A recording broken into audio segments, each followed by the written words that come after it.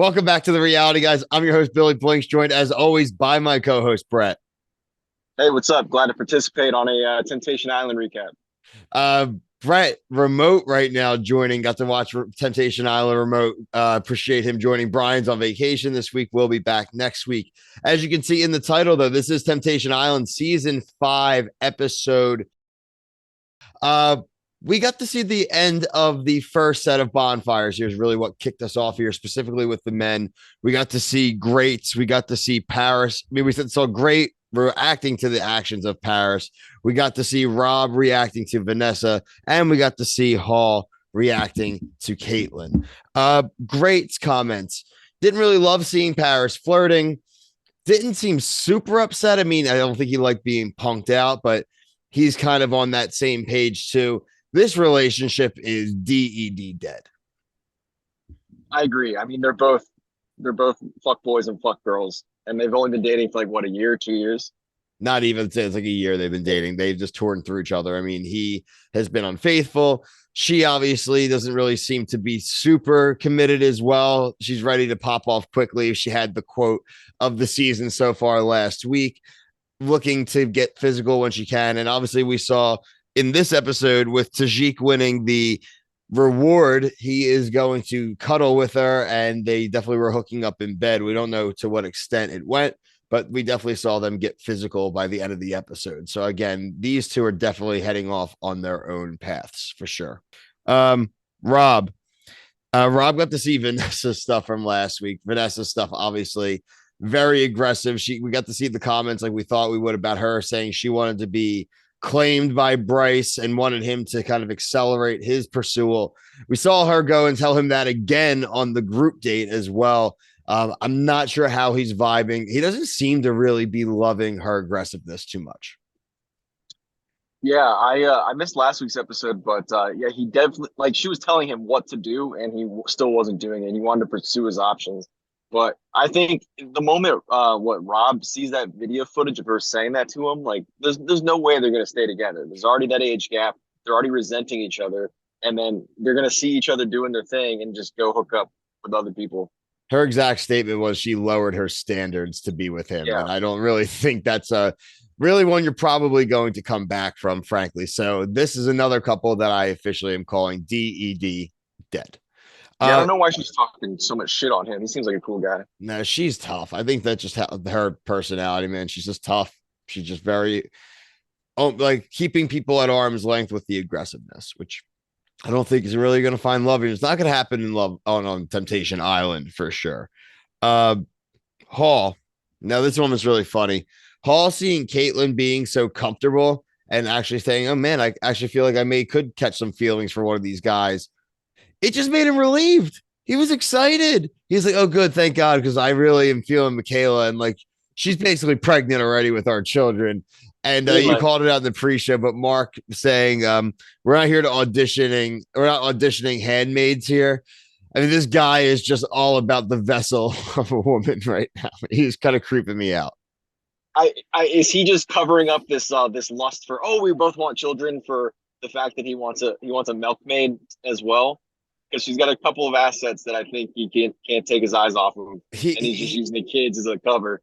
he's infatuated with the sexuality and the dream of suburbia, apparently, with Michaela. And yeah, I mean, he was getting twerked on at one point sitting underneath of her, the whole thing. Like, that dude's gonna cave.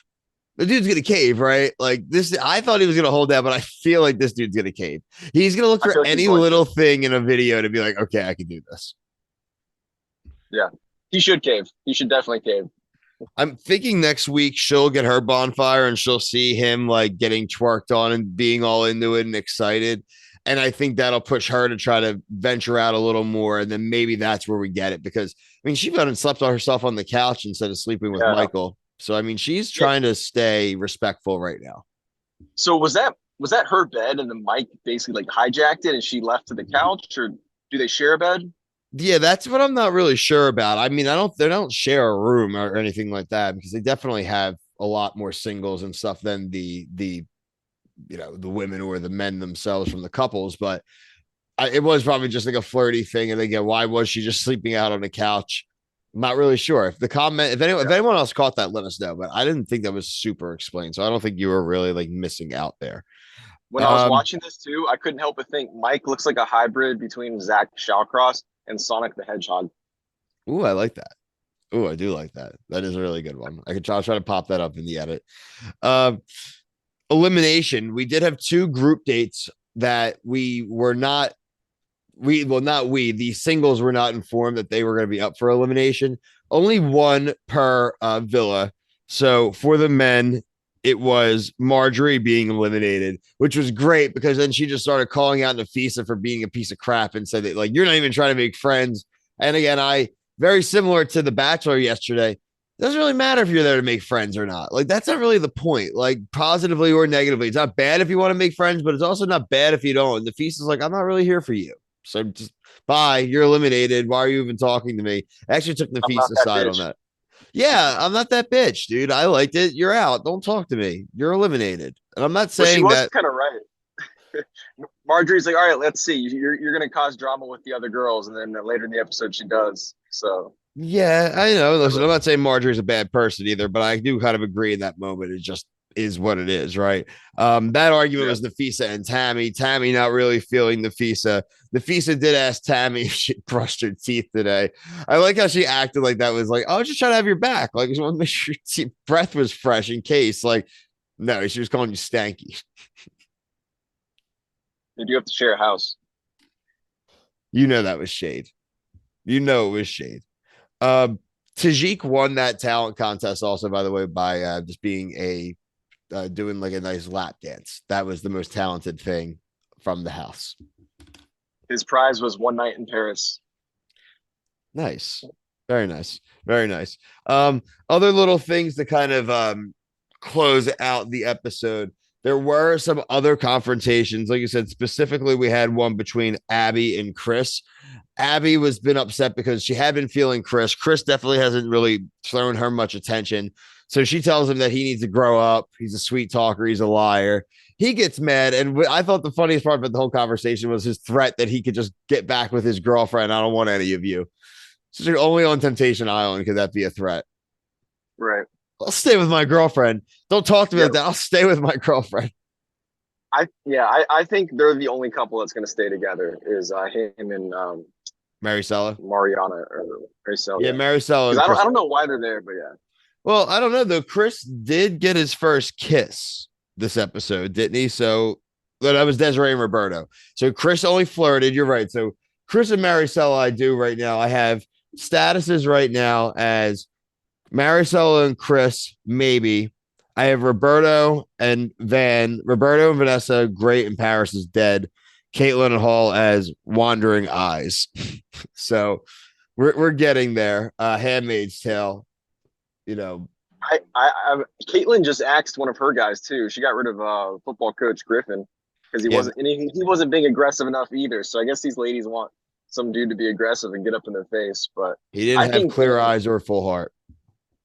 yeah, maybe she will end up with Mike or something just because Paul's gonna cross the line or something. But yeah, I don't think they'll stay together at this point after seeing this episode. There's always one couple. I mean, I've always looked for a season where none of the couples survive. I thought we had it last year, and then we ended up with one staying together. So it seems as of right now, we have 100% two of them done. There is drama right now between Caitlin and Hall and the Maricel and Chris is where we have the whiteboard still possibly being able to be changed.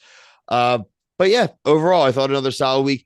Brian and I had predicted we were going to get the tease for the light up light that's you didn't see last week. There is a crystal ball in each of the villas that's going to light up red if someone else in the other villa is making physical contact, which I guess it maybe is going to start next week because we did see people making out. So I didn't see the light. So maybe the light literally means sex, which that's spicy.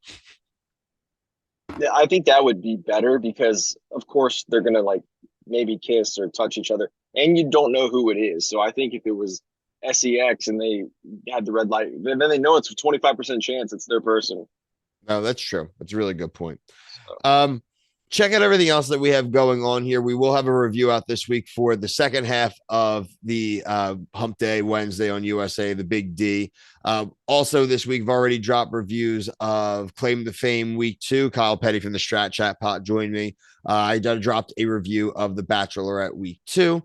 Also, we'll get out a review of Alone's most recent episode, as well as I thought there was the Below Deck finale, but that was actually a behind the scenes episode. So next week, I will have a Below Deck season finale review on TikTok. Make sure you're subscribed on TikTok and catch Brian's reviews of Love Island and Love and Hip Hop Atlanta, as well as all the reality TV news I drop.